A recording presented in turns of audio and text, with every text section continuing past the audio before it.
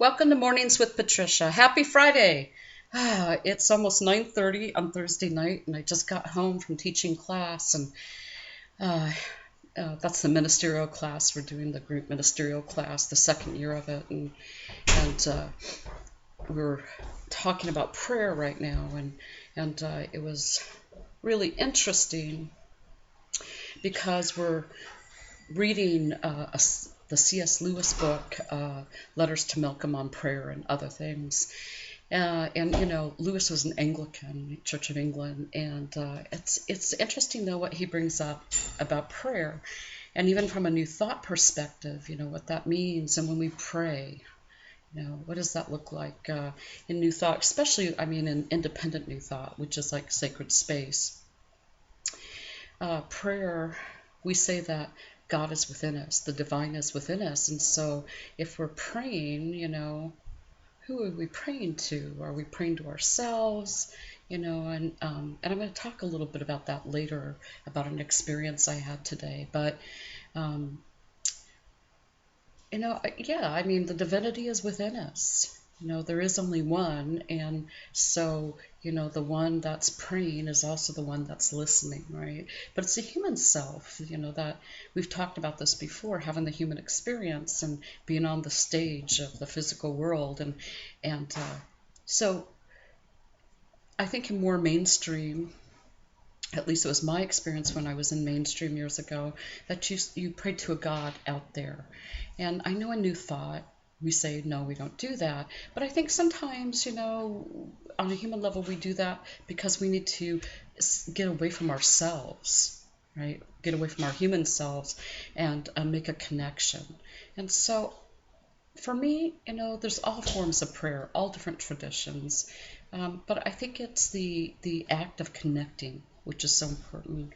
So prayer can be done anytime, anywhere, for most people, depending upon your tradition. But I think it's important to have those conversations with the divine throughout the day, make that connection. So what I wanted to talk about was today I went to see Larry Dillenbeck, and he does Peruvian shamanism, and I got what's called a grand illumination today from him. And it was amazing. It was amazing. And there was a point, and so he asked, me what I was feeling while I was doing it. And there was this point where I could physically, I guess, feel myself separate from my body. My consciousness was leaving my body. I was aware of my body. And, I've done astral travel, but this is very different. This is very different. It was a real act of separating from the physical body while being aware of it. And once I had separated, and he was working on all my chakras, once I had separated, I went home, right, to the other side. And I've been there before, especially during astral travel. But there was this most beautiful blue that I've never seen before. And I can't even describe it. It was phenomenal.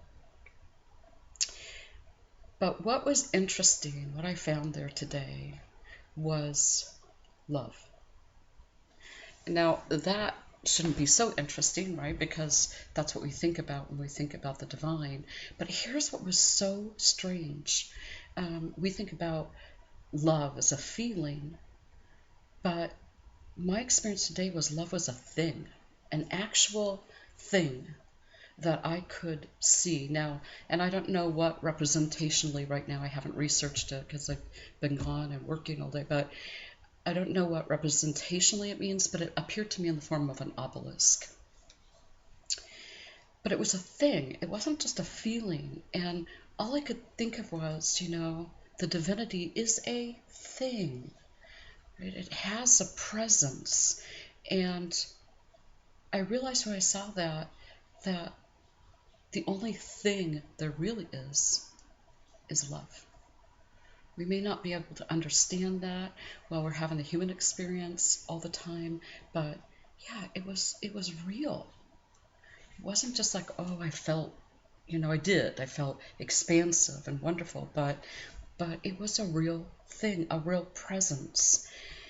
And when I think about conversations with God or the divine, today, it reminded me of that.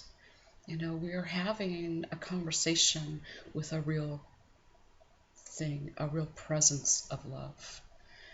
And as we have that conversation, whatever your belief, whether you're having it to something out here or within yourself, it's an amazing connection that I think is so important for us to have, to keep us centered during the day, to keep us aware, right? And so maybe during the day, what you could do is to have that prayer, that conversation with the divine.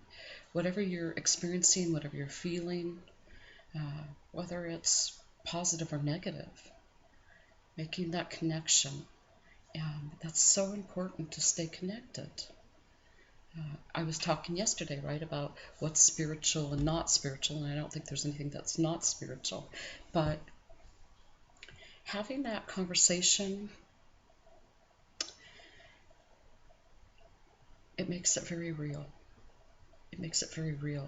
So you're not having just this moment, here and there of bliss. The invitation for you is to have the bliss at all times.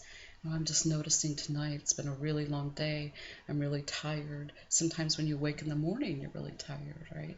But I'm so aware of, right now, this divinity within me.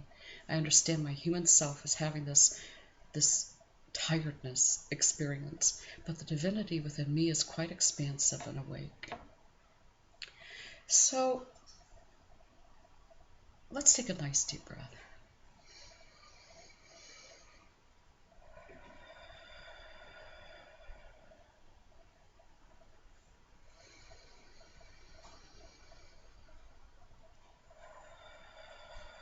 And one more.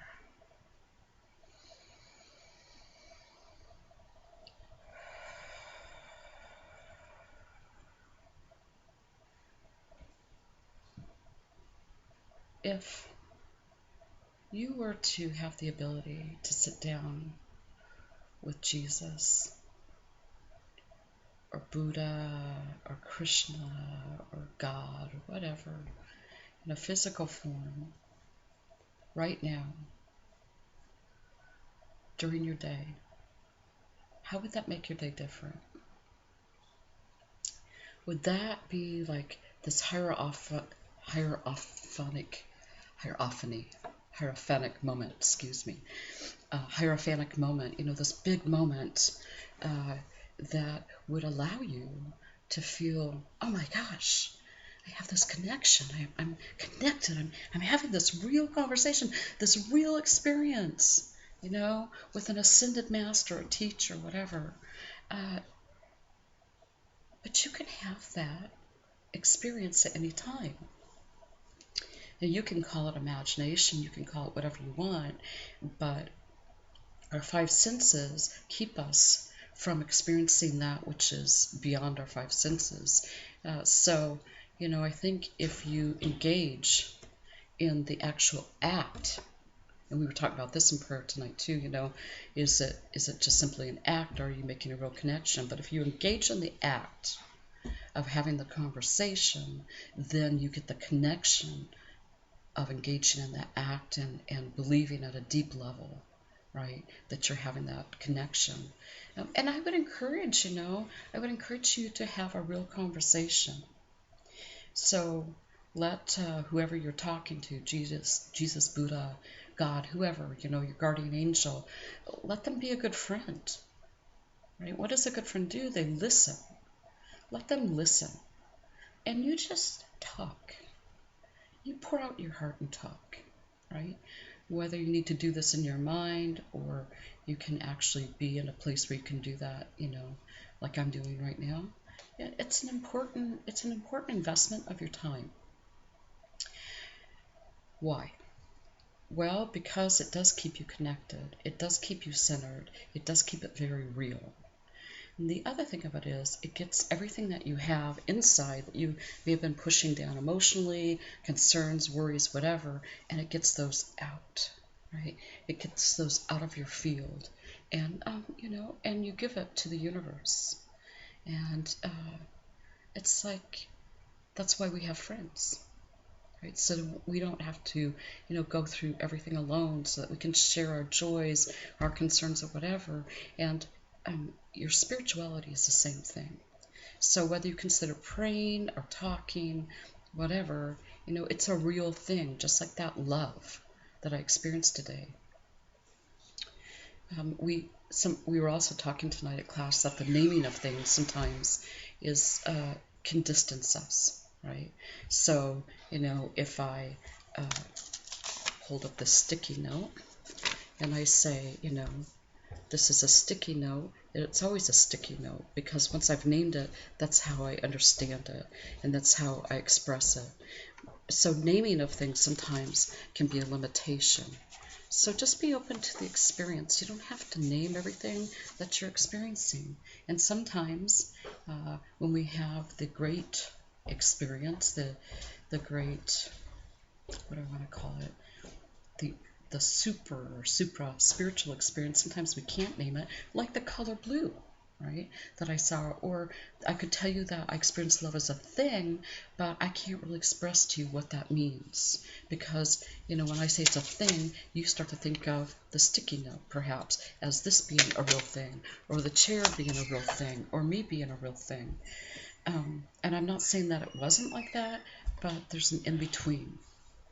There's an in-between on that. So anyway, what I ask you to do today is just allow yourself time for expression. Allow yourself time for connection. And mark out some time for investment with that. So you hear the bells there, and you hear the squeaking of the doors, and that's, my husband, Bruce Senior, watering, and we have these bells on our front door, because our cats, when they want to go out, they hit the bells. So it's just kind of a fun thing to do. It's a fun thing to hear. So anyway, so today I really encourage you to make this time for yourself, and the time for the divinity within you, to make the connection and to have that expression and to experience that feeling of talking and being heard, right? Because oftentimes we pray or we talk to the divine, and perhaps we don't know whether or not we're really heard. So take some time to talk, but also take some time to acknowledge that you've been heard, and what does that feel like in your body, and what does that feel like in your heart and in your soul to have been heard, not only to speak, but to have been heard. Okay, so I'm going to call this a night for myself, and I'm going to hope that, I'm not going to hope, I just know that you're going to have the perfect experience for your Friday morning, and I appreciate this time with you. It's important. It's very late tonight, but it's still, I look forward to doing these and making this connection with you. So, 1, 2, 3. Oh my God! I love myself. I love you. I really do. I really appreciate you watching these and sharing these and sharing that love in the world. It's a real thing. Okay. Have a great Friday. Have a great weekend, and I'll see you Monday. Namaste.